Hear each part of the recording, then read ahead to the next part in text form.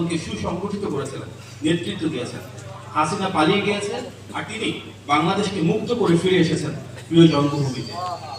আমি গভীর শ্রদ্ধা জানাই আজকের প্রধান বক্তা বিএনপির সিনিয়র যুগ্ম মহাসচিব অ্যাডভোকেট রুহুল কবির রিজভী ভাইকে।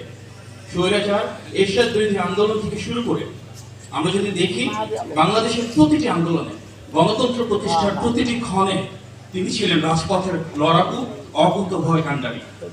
গত 16 বছর ধরে নৃশংস ফ্যাসিবাদী শাসনের বিরুদ্ধে তিনি অপ্রতিরোধ জাতীয়তাবাদের দিশারি হিসেবে গুম খুন হামলা মামলা নির্যাতন নিপীড়নকে উপেক্ষা করে রিজভী ভাই সর্বদা সামনে থেকে নেতৃত্ব দিয়েছেন, রাজপথে থেকেছেন, সংগঠনকে ঐক্যবদ্ধ করেছেন। তার অদম্য মনোবল, ত্যাগ এবং লড়াই বাংলাদেশের জনগণের স্বাধীনতা ও মুক্তির পথে অত্যন্ত গুরুত্বপূর্ণ অবদান রেখেছে।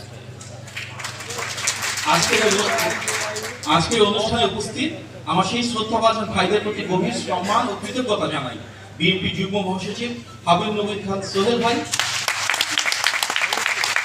বিএনপির আন্তর্জাতিক বিষয়ক সম্পাদক ব্যারিস্টার নাসিরউদ্দিন আহমেদ অসীম ভাই, বিএনপির সহ স্বেচ্ছাসেবক বিষয়ক সম্পাদক আব্দুল কাদির ভাই জুয়েল ভাই, সদস্য সচিব ফরিদ আহমেদ ভাই সহ উপস্থিত ত্যাগী সংগ্রামী নেতৃবৃন্দ, আপনারা যারা নিজেদের জীবন বাজি রেখে গণতন্ত্র পুনঃপ্রতিষ্ঠানের সংগ্রামী নেতৃত্ব দিয়েছেন। ফ্যাসিবাদের দুঃশাসনের অন্ধকারে আপনারা জেল জুলুম হামলা মামলা দমন পীড়নের মুখেও মাথা নত না করে রাজপথে লড়াই চালিয়ে গিয়েছেন, নেতৃত্ব দিয়েছেন, জাতীয়তাবাদের আদর্শের পতাকাকে ধারণ করেছেন, সমুন্নত রেখেছেন। আজকের এই মুক্ত বাতাস, গণতন্ত্র পুনরুদ্ধারের পথযাত্রা বিএনপি লক্ষ লক্ষ নেতাকর্মীর অসীম ত্যাগ ও সাহসের ফসল। যেখানে রয়েছে এ ধরনের সাথে সম্পৃক্ত গুণীজনদেরও বুদ্ধিবৃত্তিক ও সৃজনশীল ভূমিকা। প্রিয় ভাই ও বোনেরা, আজকে যে আমরা এখানে মুক্ত বাতাসে কথা বলছি, এটা একটা পথ পরিক্রমার মাধ্যমে এসেছে এবং এই পথ পরিক্রমা বিএনপি সুদীর্ঘ দিনের ত্যাগ এবং সংগ্রামে। বাংলাদেশে একটি মাত্র রাজনৈতিক দল রয়েছে যারা বলতে পারে যে গণতন্ত্রের যে মূল সংখ্যা হচ্ছে সংখ্যা, সেই সংখ্যার ভিত্তিতেই বিএনপি বিশ্বাস করে আমরা সত্যি জনগণের ক্ষমতায়নে বিশ্বাসী।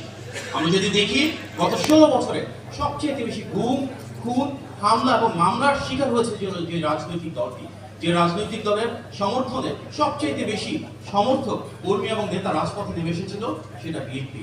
আমাদের 60 লক্ষ নেতাকর্মীর বিরুদ্ধে মিথ্যা মামলা দেওয়া হয়েছে, ডায়েরি মামলা দেওয়া হয়েছে। বাংলাদেশের বিশ্বের অনেক দেশে 60 লক্ষ মানুষও নাই। আমাদের 2000-এর বেশি নেতাকর্মী শহীদ হয়েছে। শুধু গণ অভ্যুত্থানে আমাদের 500-এর বেশি নেতাকর্মী শহীদ হয়েছে। সামগ্রিক